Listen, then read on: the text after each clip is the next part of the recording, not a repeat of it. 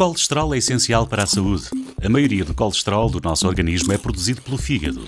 No entanto, quando ingerimos alimentos ricos em gorduras saturadas e ou com muito açúcar, como, por exemplo, batatas fritas, queijo, manteiga, bolos, bolachas, entre outros, o fígado poderá produzir mais colesterol do que aquele que o nosso organismo necessita. Quando temos excesso de colesterol em circulação, esta gordura começa a depositar-se nas artérias e contribui para a formação de placas de aterosclerose. O risco aumenta e o perigo espreita. Os níveis elevados de colesterol aumentam o risco de desenvolver doença cardiovascular, tais como infarto agudo do miocárdio, angina de peito, acidente vascular cerebral e doença das artérias dos membros inferiores, entre outros. Quanto mais elevados os níveis de colesterol, em particular do colesterol LDL, o chamado mau colesterol, mais elevado o risco de desenvolver doença cardiovascular. Os triglicéridos elevados também estão associados a um aumento do risco. Por outro lado, níveis mais elevados de colesterol HDL, o bom colesterol, está associado à proteção cardiovascular. Idealmente, o colesterol total deve ser inferior a 190 mg por decilitro, o colesterol LDL inferior a 115 e os triglicéridos inferiores a 150 mg por decilitro. No entanto, o valor de colesterol recomendado para cada um de nós pode variar em função das nossas doenças, pelo que é importante consultar um médico antes de decidir sobre qual o valor de colesterol normal para cada um de nós. Para evitar as complicações, o melhor é prevenir. Para tal, é essencial adotar um estilo de vida saudável, ativo e equilibrado. Por vezes, o seu médico pode recomendar medicação para controlar o colesterol, que deve ser tomada de forma ininterrupta. E não esquecer, deve vigiar os níveis de colesterol regularmente. O Tic-Tac já sabe. E você?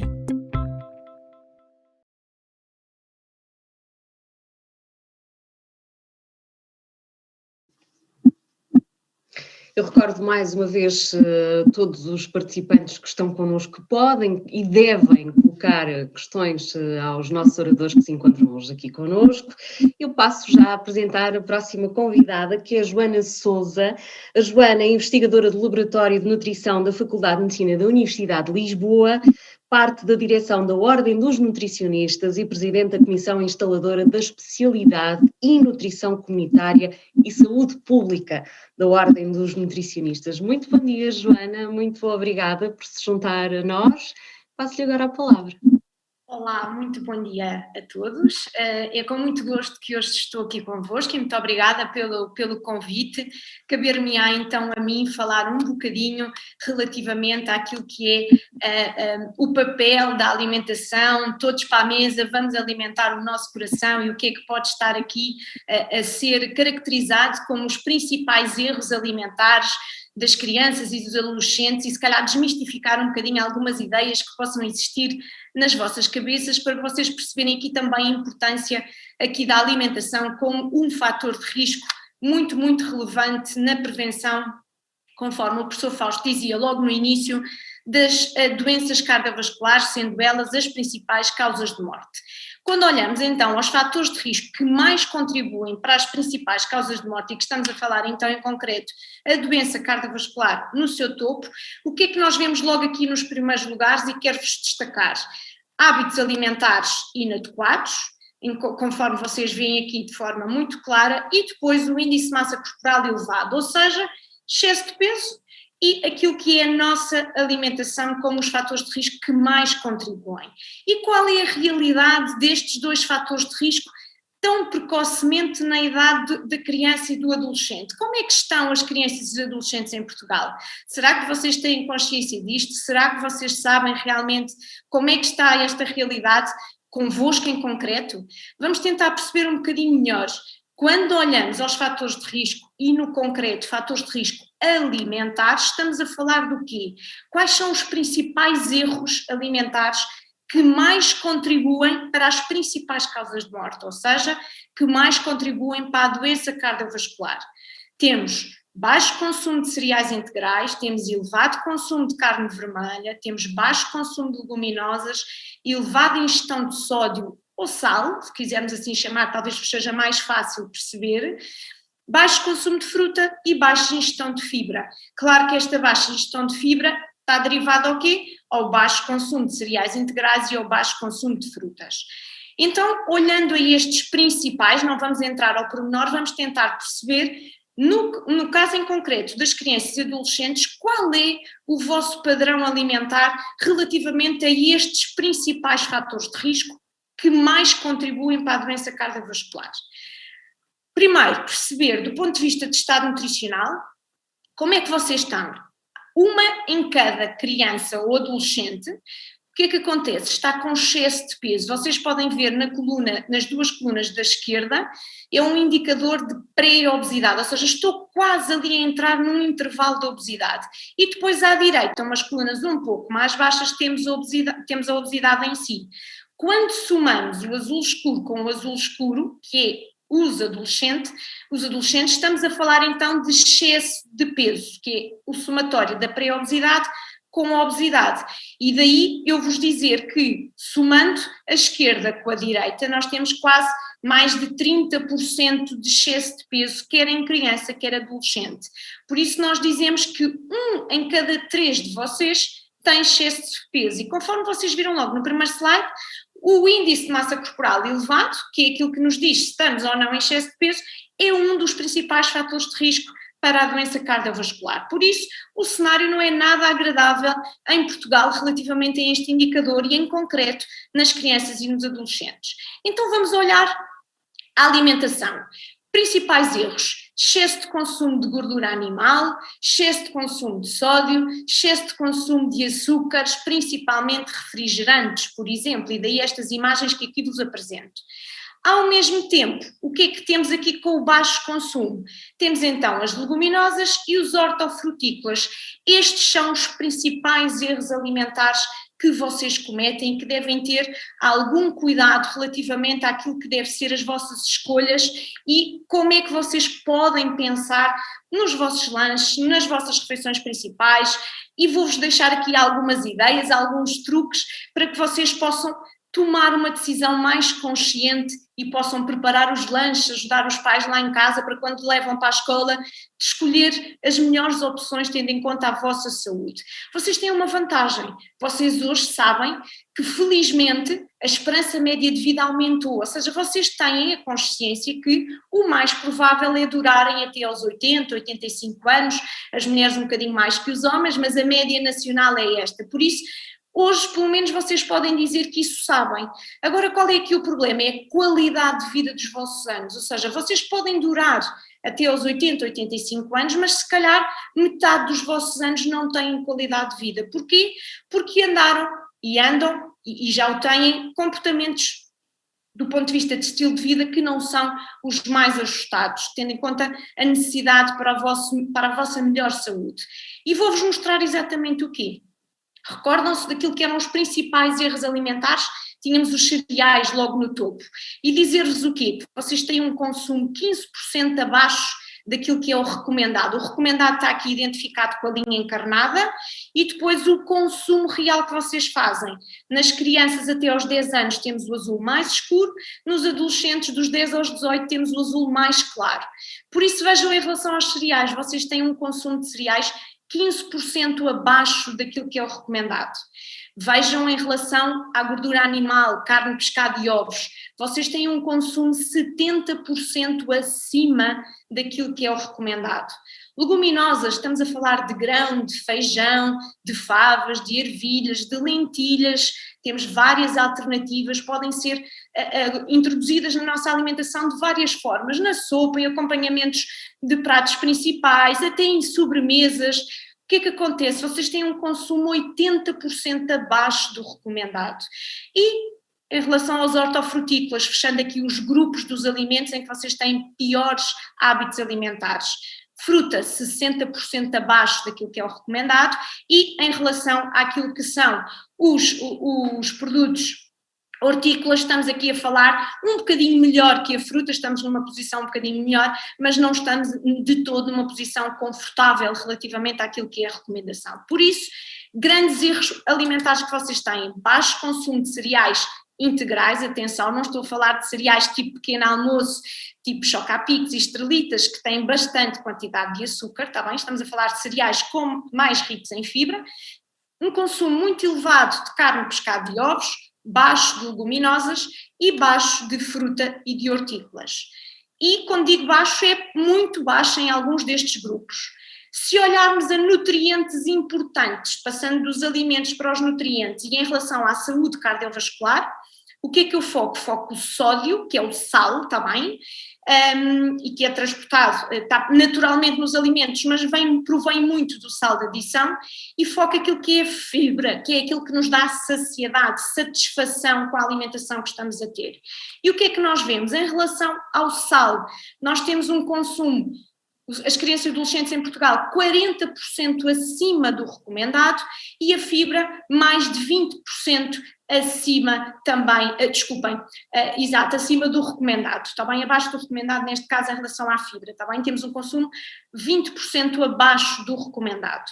Então, ideias importantes e como é que vocês podem pensar, então como é que eu posso melhorar a minha alimentação em mais fibra, em mais hortofrutícolas, etc. Eu deixo aqui uma imagem de uma composição de uma refeição intermédia que se calhar vos é muito familiar. Temos aqui um pão de leite recheado com chocolate, os vulgares bolicaus, manhanzitos, etc., acompanhado por um refrigerante, que vocês aqui veem, ok? E o que é que nós temos aqui do ponto de vista de informação nutricional? Nós temos um lanche que tem quase 340 calorias, temos um lanche que tem mais de 40 gramas de açúcares, e atenção, só para vocês terem uma noção, o que é isto das 40 gramas de açúcar? Pensando nos pacotes individuais de açúcar, os pacotes individuais de açúcar que pomos no café, no chá, quando vamos à pastelaria, etc., hoje em dia têm mais ou menos 6 gramas por cada pacote. Nós aqui estamos a dizer que esta pequena refeição tem 7 pacotes de açúcar. Ok? E estamos a dizer que esta refeição tem 1,5 grama de fibra. Muito bem, então vamos tentar pensar aqui numa alternativa que vai puxar por aquilo que são as opções nutricionais mais ajustadas àquilo que deve ser o vosso estilo de vida, para promoverem a vossa saúde, para terem mais anos de vida com qualidade. Vejam esta opção, estamos a falar de uma bolinha de mistura com fiambre de peru, estamos a falar de um copo de leite simples e estamos a falar de uma maçã, preferencialmente com casca, porque a verdade é que neste caso em concreto a fibra está maioritariamente na casca da maçã. E vamos lá fazer aqui um confronto direto. O que é que nós temos? Vejam que estamos a substituir uma refeição que temos à nossa esquerda pela refeição que temos à nossa direita, e que do ponto de vista nutricional temos uma ingestão pequena, mas mais ou menos 10% abaixo do ponto de vista de energia, 315 aproximadamente de calorias, temos uma redução de 40% dos açúcares simples nesta refeição e temos um crescimento de 75% da fibra que vocês necessitam diariamente em relação a esta refeição e ao comparativo entre estas duas refeições. Por isso, são pequenas diferenças e deixo-vos aqui o desafio neste momento de olharem àquilo que são as refeições intermédias, e se hoje eu fizer uma pequena diferença, até posso continuar a levar o meu pão de leite com chocolate, ou posso continuar a levar o meu refrigerante mais um dia ou dois. Vamos mudando uma coisa de cada vez e isso vai fazer a diferença na alteração do vosso comportamento alimentar. Vamos desmistificar mais algumas ideias. Pode ser outro grande problema na doença cardiovascular é o sal, como já falámos. Para vocês terem uma noção, vocês precisam em média por dia de 1800 miligramas de sal. Uma colher de café de sal, que é aquilo que esta imagem vos representa, tem 2 gramas de sal, que equivale a 800 miligramas de sódio. Ou seja, mais ou menos metade, ligeiramente menos de metade das vossas necessidades diárias, ok? O que é que eu quero dizer com isto? Que num dia inteiro, em sal de adição, não esquecendo que os próprios alimentos têm sódio na composição, está bem? Num dia inteiro, vocês só precisam do equivalente a 2 colheres de café de sal. Então vamos olhar aqui alguns exemplos. Merendinha mista, quem adora. Folhado de salsicha. Só numa merendinha ou num folhado de salsicha vocês estão a ter uma ingestão de 1,5 colher de sal. Se olharmos a uma bolinha de mistura no exemplo que vos dava há pouco, que é um substituto e que deve ser privilegiado nas refeições intermédias comparativamente com estes folhados, vocês só estão a ter uma ingestão de meia colher de chá de sal. Ok? Claro, uma opção muito mais saudável e equilibrada. Mas atenção àquilo que vamos pôr no pão, está bem?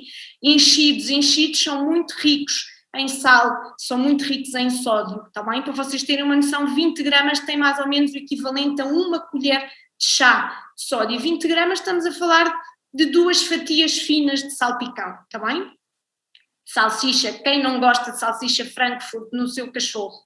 Cuidado, está bem? Uma salsicha equivale a uma colher de chá de sal. E com isto, ao fazer estas opções, vocês imaginem comer um cachorro ao almoço, comer uma merendinha ao pequeno almoço, comer um pão com salpicão, mesmo que tenham escolhido o pão ao lanche, já dispararam completamente aquilo que é a vossa necessidade de sódio no dia inteiro, está bem?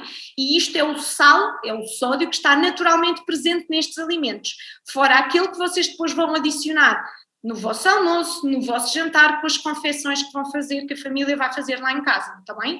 Por isso, cuidado, evitar claramente os salgados, porque são uma fonte riquíssima de sal, de sódio, conforme viram, está nos principais erros alimentares que mais contribuem para a saúde do coração.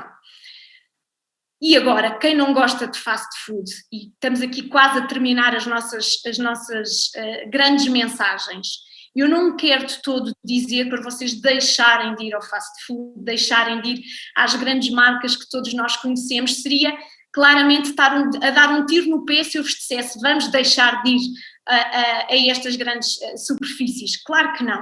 Mas dou-vos aqui o exemplo daquilo que é um menu habitual, ok? Quem não foi ainda ao McDonald's e comeu um Big Mac? E estamos a falar de um Big Mac médio, não estou a falar do menu grande, ok? Vejam, um Big Mac com uma cola média, com umas batatas fritas médias, até vou pôr um bocadinho de ketchup nas batatas e vou comer uma sobremesa que adoro de chocolate, ok? Um gelado. Só nesta refeição vocês estão a ter um consumo de 1320 calorias. Estão a ter uma ingestão de gordura de 36% da energia destas 1300 é sobre a forma de gordura. Colesterol de forma muito acima das recomendações. Ou seja, eu não vou dizer como é óbvio, vamos deixar de ir a estes sítios, mas eu posso ir e pensar em menus alternativos, pensar em opções, eu não vou deixar de comer o hambúrguer, eu não vou deixar de comer a cola, beber, desculpem, mas se calhar vou substituir as batatas por uma salada mista que felizmente estas grandes superfícies começam a oferecer já há algum tempo este tipo de alternativas, até posso pôr o molho da própria salada, não deixo de comer o meu gelado à sobremesa, mas vejam a redução que eu tive uma redução de quase 850 calorias entre o menu habitual e o menu alternativo, 5% de gordura e, obviamente, ao mesmo tempo estou a falar de uma redução de 30% de sal, ok? Por isso vejam do que estamos a falar e com isto, o que é que eu consegui fazer também? Consegui aumentar 20% a minha ingestão de fibra nesta refeição. Porquê? Porque aumentei os hortícolas, nem sequer adicionei aqui a fruta, está bem? Se o tivéssemos feito ainda íamos acrescentar mais. Por isso são pequenas diferenças que vocês podem fazer, que vocês podem decidir adotar, para que com isso consigam evitar e ter mais anos de vida com qualidade. Não se esqueçam desta grande mensagem, está bem? Finalmente, estou praticamente a chegar ao fim. Um dos grandes problemas do ponto de vista alimentar é a relação e a razão entre a qualidade, que já falámos sobre ela, e a quantidade. Óbvio que isto já não é, vocês já não se familiarizaram com estas imagens, em cada uma destas opções, a imagem da esquerda era a porção há 30 anos atrás, a garrafa original de uma Coca-Cola há 30 anos atrás equivalia a 97 calorias, hoje uma lata de Coca-Cola, que é a nossa porção habitual, equivale a 145 calorias, estamos a falar quase no dobro. Se falarmos em relação às pipocas quando vamos ao cinema, há 30 anos atrás um pacote de pipocas tinha 270 calorias, hoje o pacote pequeno equivale a 630 calorias, estamos a falar de pipocas doces. Quando falamos em relação à pizza, há 30 anos a porção tinha 500 calorias, hoje tem 850. Quando falamos em um hambúrguer, passamos de 330 para 590 calorias. Ou seja, para além da qualidade, atenção à quantidade, conforme já falámos aqui antes. Porque o que é que nós queremos? Nós sabemos que esta é a imagem ideal de perfeição, de Barbie, etc. Não queremos que para vocês a Barbie seja isto como o padrão normal e habitual, está bem? Temos que contrariar esta tendência, queremos dar-vos anos de vida saudáveis e isso só depende de vocês. São vocês que têm que fazer as vossas escolhas ajustadas àquilo que é a vossa necessidade e àquilo que é um estilo de vida saudável. Por isso, deixo-vos o desafio. Vamos começar pelos lanches, vamos começar pelas refeições intermédias, olhem aquilo que é os lanches que levam para a escola e tentem tomar as vossas decisões no sentido, hoje vou mudar alguma coisa na minha alimentação porque isto vai fazer a diferença mais tarde. Muito obrigada pela vossa atenção e estou disponível para esclarecer as dúvidas que vocês possam ter. Joana, por esta sessão tão esclarecedora e tão chocante para muitos de nós. Eu confesso que houve momentos em que eu corei, porque estava mesmo chocada, porque muitas vezes não temos em conta até a própria mistura dos alimentos, que é mal feita, e por esse desconhecimento as coisas correm menos bem. Joana, o certo é que tem havido uma evolução nos últimos anos na sensibilização para a boa alimentação. Estamos a ser rodeados e bombardeados todos os dias, através de campanhas, através de ações, mas ainda falta muito a fazer. O que é prioritário? Catarina, obrigada pela pergunta e é uma pergunta que infelizmente quase é questão para 1 milhão, não é? Porque a resposta também não é nada fácil. Qual é aqui o problema? É um bocadinho mais a desinformação que está associada ao excesso de informação e depois a capacidade de conseguirmos filtrar e termos o mínimo de conhecimento necessário para conseguirmos perceber o que é realmente válido e o que é que não é válido. E no que fala em relação à alimentação, faz toda a diferença, porque hoje em dia toda a gente acha que sabe um bocadinho de alimentação, toda a gente acha que sabe fazer conselhos e dar conselhos alimentares. Se olharmos às redes sociais, nós temos de tudo e mais alguma coisa a dar informação do ponto de vista daquilo que são opções alimentares mais ou menos saudáveis, mais ou menos ajustadas. E eu diria que o problema está realmente no excesso de desinformação. E isso faz com que depois o consumidor, que é bombardeado com tanta mensagem, depois não tenha a capacidade de filtrar de forma conveniente para perceber o que é que realmente deve valorizar, o que é que realmente deve ser a sua opção e deve ser a sua fonte de informação. E eu acho que a grande diferença e o grande problema está exatamente aqui, no excesso de informação que leva à desinformação. Ou seja, um excesso de informação errada também, não é? Porque hoje em dia, como a Joana muito bem disse, nós em todo lado, nas redes sociais, nas televisões, nos jornais, nas revistas, nós estamos sempre a ser bombardeados e toda a gente fala um pouco sobre como é que as pessoas devem alimentar, o que é que podem fazer para emagrecer, e muitas destas pessoas nem sequer estão acreditadas para isso. E penso que esse é um dos principais também problemas com que vocês, nutricionistas, também se defrontam. Quando as pessoas, sobretudo em consultas, e também sendo a Joana investigadora, quando as pessoas procuram um nutricionista, vão mais preocupadas, e esta é uma questão que eu acho que é fundamental, em ganhar saúde ou em perder peso? É assim, tentando responder de forma muito objetiva, tendencialmente a procura é na perspectiva de excesso de peso, ok? Sabendo que esse excesso de peso tem implicações no estado de saúde, isso já é um excelente indicador, mas a verdade é que, regra geral, quando estamos a falar da procura do nutricionista por necessidade de perda de peso, é única e exclusivamente porque a pessoa não se sente bem, sente-se com excesso de peso e quer perder peso. Quando estamos a falar em outras situações clínicas na qual o nutricionista tem um papel fundamental, que secundariamente pode estar aí associado a algum excesso de peso, claro que o propósito é saúde e não perda de peso. E acho que isto é uma mensagem importante. Nós temos que focar, quando fazemos a nossa intervenção e quando fazemos o aconselhamento, na saúde daquela pessoa, porque pode até acontecer que aquela pessoa, do ponto de vista de estado nutricional, nunca venha a deixar de ter excesso de peso, porque tem um sobrepeso tão significativo que dificilmente, até para o seu bem-estar geral, saúde física, mental, etc., nunca deixe de estar num estadio de uma pré-obesidade ou de um excesso de peso, mas isso vai, o decrescer ligeiramente vai fazer com que o seu nível de saúde melhore significativamente, e isso faz a diferença. Esta questão da boa alimentação e que tem que começar cada vez mais pelos mais jovens, também implica aqui a educação. Isto está intimamente ligado. Há aqui um grande papel, nós estamos hoje a falar para escolas, dos professores também, mas há sobretudo em casa dos pais. Sem dúvida, Catarina. Tocou aqui num ponto-chave muito, muito relevante e que eu gostava de ter, ainda bem que falou, porque queria ter frisado na minha apresentação e depois passou-me, que tem a ver com a criança vive num ambiente escolar, que muitas vezes passa mais tempo no ambiente escolar do que no ambiente familiar, infelizmente, pelas razões várias, e claro que quer a escola, quer os encarregados de educação, a família tem aqui papéis fundamentais. Não estou a dizer que um substitui o outro de todo, mas ambos são muitíssimo importantes. Nós não nos podemos esquecer que a criança na escola faz pelo menos 3 a 4 refeições, ok?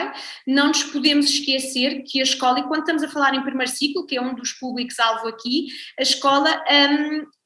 todo o ambiente da refeição é muito mais controlado na oferta alimentar do que é, por exemplo, num segundo ciclo. E aqui a escola tem um papel muitíssimo importante. Claro que os pais têm um papel mais significativo também, obviamente, porque, acima de tudo, são o modelo daquelas crianças. E o que é que nós vemos tendencialmente? O que é o comportamento alimentar, o estado nutricional da família, espelha-se naquela criança. Por isso, muitas vezes, quando nós estamos em consulta e com crianças com excesso de peso, etc., para as crianças, aquilo que é o seu comportamento alimentar não é normal, entre aspas, não é fora daquilo que deve ser o ideal, porque é aquilo que ele conhece, é aquilo que é o seu padrão de consumo, e fazer ver a estas crianças que isso não é o real, não é o ideal, não é fácil, não é? Porque o seu padrão é aquele, porque o seu modelo é aquele. Por isso, muitas vezes temos que trabalhar primeiro pais do que as próprias crianças, porque é aquilo que eles veem, é aquilo que eles adotam. Esta próxima questão que tenho também tem a ver com a educação, mas também tem aqui a ver com o grande papel dos especialistas, dos nutricionistas neste caso. Há pouco, nos gráficos que a Joana estava a apresentar, todos chamaram a atenção, mas houve um particularmente, que foi quando a Joana se refere aos cereais. E que há e que consumimos 15% menos da quantidade de cereais, e depois falou da questão de saber escolher os cereais. Porque, de facto, os cereais têm muito açúcar, a maioria dos cereais que nós vemos nas prateleiras do supermercado.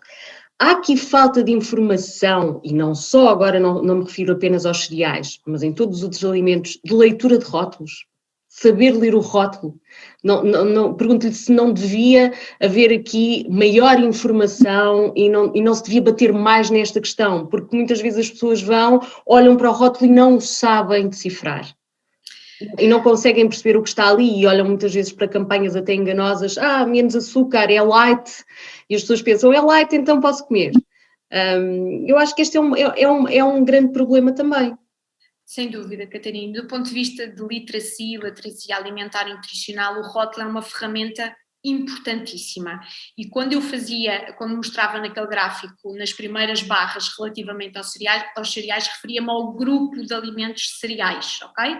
Que nele faz parte também o arroz, a massa, ou seja, não é só o cereal tipo cereal de pequeno almoço, é todo o grupo dos cereais, e aquele decréscimo de consumo refere-se a todo o grupo dos cereais. E não é só em relação aos cereais, mas em relação a todos os outros alimentos, a leitura do rótulo é fundamental, é uma ferramenta-chave para o decisor, para cada um de nós optar pelo cereal A em vez do B. Felizmente, ultimamente, tem havido muita discussão e tem havido muita tentativa de uniformização da rotulagem, porque o grande problema era, enquanto nós nos rótulos tínhamos a composição nutricional por 100 gramas, noutros podíamos ter por porção, que podia, mesmo dentro da porção, especificamente dos cereais, uma marca dizer que a porção é 25 gramas, a outra marca dizer que é 30 gramas, ou seja, são coisas que exige, para que sejam comparáveis, a algum conhecimento de numeracia, de cálculo, para que eu perceba aquele rótulo que diz 100, comparando com um que diz uma porção de 30, eu tenho que dividir pelo menos por 3 o de 100 para tentar estar a fazer alguma comparação de porção, não é? E isto é o mais difícil. O rótulo alimentar é uma ferramenta importantíssima na decisão da escolha. Cada vez mais tem havido alguma tendência, e o papel da indústria também, de realçar aqui no sentido de uniformização deste método, para que eu consiga olhar para o rótulo A e para o rótulo B e escolher naqueles que têm mais fibra, menos açúcar. Já há supostamente uma tendência nesse sentido, e temos visto evolução nessa informação, até no Nutri-Score, por exemplo, que tem sido muito falado nos últimos tempos, que é aquele rótulo que aparece no front of package, na frente da embalagem, relativamente ao A, B, C, D ou E, e que depois tem o destaque da letra associada a uma cor daquele alimento. E se eu estiver a comparar cereais com cereais, claro que eu vou privilegiar um A a um B ou um C, não é? Ou seja, é algo que, do ponto de vista intuitivo, me é mais fácil tomar a decisão, sabendo que por trás do A e do B estão determinadas características nutricionais, mas que ao decisor, ao consumidor, peço desculpa, não influencia, não é relevante, não é? Para ele só é relevante perceber: vou decidir entre o A ou o B. Claro que o A tem mais qualidade nutricional. Se eu estou a falar de coisas que são equivalentes, 2 tipos de cereais, claro que vou privilegiar um cereal com um Nutri-Score A do que um com um B ou com um C. Diferente é eu comparar um A num cereal com, por exemplo, um A num laticínio, tá bem? Isso é que eu já não devo fazer, porque são coisas distintas. Sim, é bom também desmistificarmos esta questão, que é bastante pertinente, porque a maioria das pessoas, e digo isto até por muitas questões que tenho visto a nível profissional, a maioria das pessoas lê o rótulo e vê as calorias, vê o número de calorias, mas depois esquece de ver o açúcar, os componentes com que aquilo é feito, todos os aditivos, e portanto é de facto bastante importante. Eu não posso deixar de lhe colocar aqui uma questão que é fraturante, mas que é muito importante também. A boa alimentação ainda está ligada a fatores socioeconómicos. Ou já não é assim? Permita-me discordar. Não, eu não estou a afirmar. Se calhar a intuação não foi a melhor. Ou podemos desmistificar isto. Isto não é desculpa da pessoa dizer: pois, mas eu não compro determinado alimento porque é caro. Sim, mas depois nós temos a fruta, temos os vegetais, temos tudo a um valor muito mais simbólico. Portanto, como é que se desmistifica isto? Catarina, isso é um problema que muitas vezes da tal desinformação, é os mitos, não é? Sem dúvida que, relativamente à perspectiva económica de uma alimentação saudável, temos que tornar isso bem claro, olhando àquilo que é o padrão de consumo neste momento e olhando especificamente à criança e ao adolescente. Todos nós sabemos, quando falamos à carne, pescado e ovos, estamos com um consumo 70% acima do recomendado. Se nós substituirmos aquilo que é o gasto relativamente a este produto alimentar, a este grupo de alimentos, por alimentos que são nutricionalmente mais saudáveis, mais equilibrados e que não estão tão aquém daquilo que são as recomendações em termos de consumo, lhe garanto que não temos uma alimentação saudável mais cara do que uma alimentação não saudável. Falo também em relação às leguminosas. Se há grupo de alimentos que seja economicamente acessível, é sem dúvida o grupo das leguminosas. E nós temos um consumo muitíssimo abaixo, 4 vezes abaixo daquilo que são as recomendações. Por isso, quer dizer, com estes 2 exemplos, de forma mais objetiva, tornar claro que, óbvio, que nós podemos e devemos fazer uma alimentação saudável sem que isso tenha acréscimo do ponto de vista de economia, do ponto de vista familiar, de todo. É muito importante este seu esclarecimento. E agora, muito brevemente, vou pedir para a Joana ser breve, estamos mesmo a terminar, mas tenho aqui uma última questão e é colocada por um adulto que nos está a ver. E é uma questão que eu acho que muita gente tem colocado ultimamente, talvez porque está na moda falar sobre isto. O jejum intermitente funciona e, obviamente, quais são os perigos ou quais são as suas vantagens? Oh, Catarina, quando me disse isso eu pensei logo, é jejum intermitente, porque está tão na moda, tão falado. Catarina, não, depende muito dos contextos. Se eu estiver a falar para um indivíduo saudável, para um indivíduo que não tem qualquer implicação do ponto de vista de saúde, etc., e que é por uma questão de estilo de vida, que queira adotar uma opção alimentar de um jejum intermitente, permita-me dizer que a evidência, aquilo que nos diz é que não é de todo aconselhado. O jejum intermitente tem algum efeito positivo em determinadas situações clínicas, em determinadas, com evidência, obviamente, e com alguma evidência já um pouco mais robusta, que possa fazer algum sentido, mas que se nós olharmos com rigor ao efeito desse tipo de dieta propriamente dito, de plano alimentar, o que está aqui na base é o facto de eu estar em jejum intermitente, podemos ter vários tipos de jejum intermitente, mas pronto, o facto de eu estar algumas horas com privação alimentar, isso vai fazer com que eu tenha uma restrição calórica de forma obrigatória, ok? Por isso tem sido muito questionado até que ponto é que é o verdadeiro jejum intermitente ou não que está aqui associado, sabendo que do ponto de vista metabólico pode ter algum efeito positivo em situações clínicas em concreto, mas naquilo que deve ser um padrão de vida saudável não é recomendado.